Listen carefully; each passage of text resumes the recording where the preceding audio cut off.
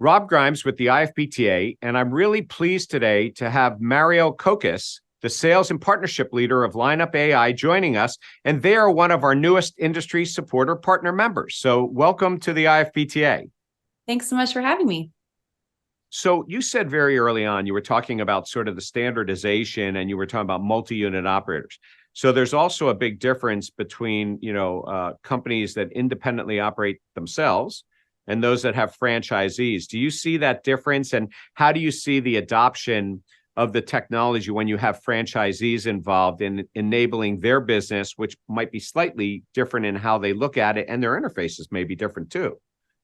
Right. We do have a couple clients that are corporate as well as franchisee. The breakdown is about 50-50. And of course, we understand that corporate can make those decisions for corporate-owned stores, but need to kind of be a little more suggestive when they come to their franchisees in offering them tools that can help them be more profitable faster, as well as just get to know their market a little bit better and create some operational efficiencies for them. So what we try to do is arm our corporate locations with the tools that they would need to then share this information with their franchisees to help encourage them to make those choices to want to use. Well, it's going to help them to be more successful. I mean, Exactly. If you think about it that way, because you have all kinds of franchisees and you have people that are very sophisticated and they got lots of tools out there. And then you have the ones that really need some help. So this helps them to operate better, that's out there, but it also in some ways ensures service and brand standards that are out there because you want consistent across. So it gives a comfort level, from the franchisor, standpoint in helping make sure their franchisees are successful. Exactly. It just provides peace of mind to know that everyone is forecasting the same way, looking at the same data, as well as managing to that labor budget to remain profitable. Yeah, it sort of standardizes the way that they operate, but how they look at their KPIs and how they do those things as well. So, there's a lot involved when somebody brings a tool on, that's doing forecasting, because forecasting isn't just the future. And by the way, it's more than just 4 weeks backwards too, right? So how does somebody actually come on board and onboard you if they decide to come in because they've got historical data that's going to go ahead and impact what they do in the future, and then they've got to get everything in? So how does somebody actually come on board? We like to start all of our clients on a free 60-day pilot. We think that provides them enough time to really make sure that this is going to work for them, that the forecasts are providing value and it works with their operations and their process. There is a link on our website to sign up for that 60-day pilot if people are ready to go. There's also a link to sign up for a demo and ask some more questions and get to see the platform in action.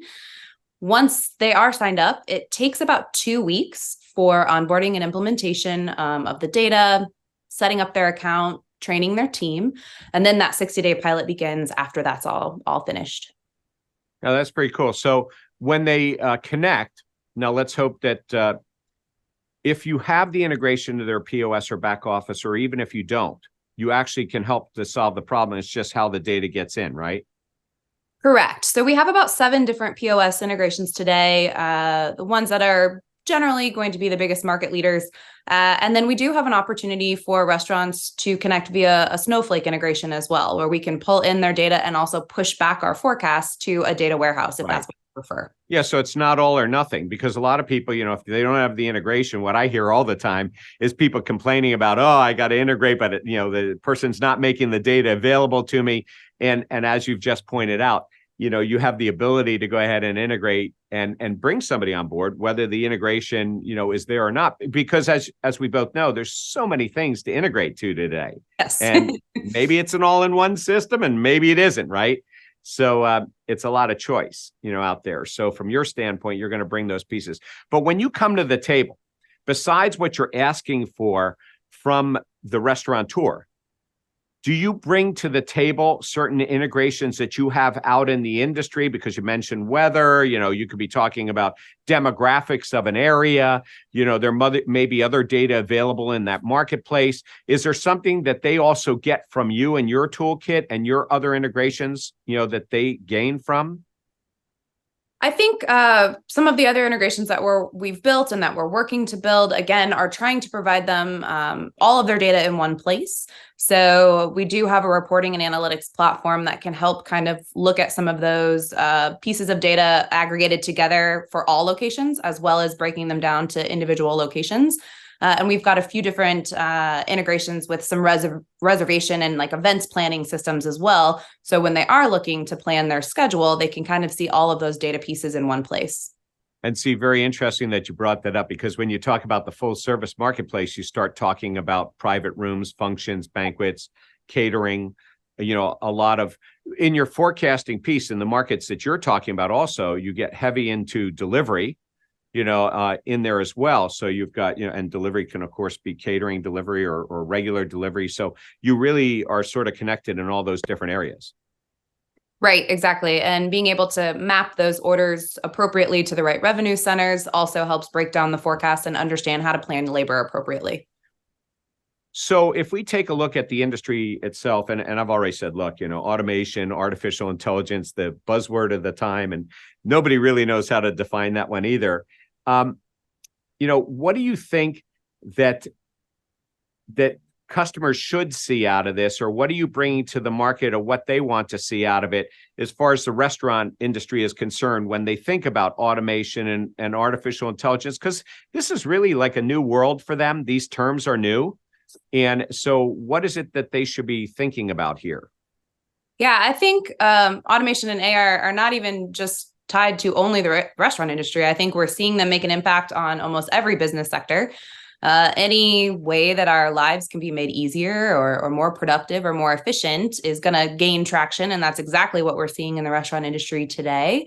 As I mentioned, I don't think AI or automation automatically means a perfect solution or a magic bullet by any means. But our goal at Lineup is to provide owners, operators, managers with reliable data where they can make better informed decisions and hopefully give them time back in their day. And that's the goal of AI, is to create those efficiencies and offer, free up time to do other things that you have on your plate. And then we're hoping to, better enhance the experience for the restaurant worker as well with, reliable schedules, more predictable shifts, as well as better ways to communicate with their managers and staff. So it's always interesting to me when you have companies that, start up. I always like talking to them and finding out, like, why did they start up? What was the problem they were trying to solve? I wasn't actually expecting you to tell me a 175-year-old insurance company who knows about risk, by the way, and they want to make sure this is a tough industry, right? But if you don't mind my being a little bit personal with you, you didn't just start in the industry with Lineup. You came from another part of the industry, and Lineup started at an interesting time in the industry, if it's the last 3 or 4 years as well. Yes. So maybe you might just address, because you started in the delivery business. I did. And you see it, right? So what was it that attracted you to Lineup? What did you see in the industry as far as the trends? And you said, listen, I got to go make this move, and I got to come to Lineup as well, because you have an industry background. Yeah, I think, talking with restaurants for 6+ years back in the day at Grubhub, when delivery was really just getting started, a lot of those conversations. And everybody was complaining about it. Yes, everyone was complaining about it. And I think they probably are still today. But not as much. Finding ways to increase their profit margin, help them. I mean, a lot of these restaurant owners, this is their livelihood, and they need to find better partners and ways to grow their restaurant and their business and help them succeed, and people that they can trust and relate to. And so for me, coming back into the restaurant industry with Lineup, I saw a really great opportunity to partner with small and medium-sized businesses, help them grow, and give them the tools that they need to be successful and hopefully open that next restaurant that they want. Well, you actually brought something else, and I'm sure this has occurred to you, and it's occurred to the people that brought you on board as well, but you bring something else.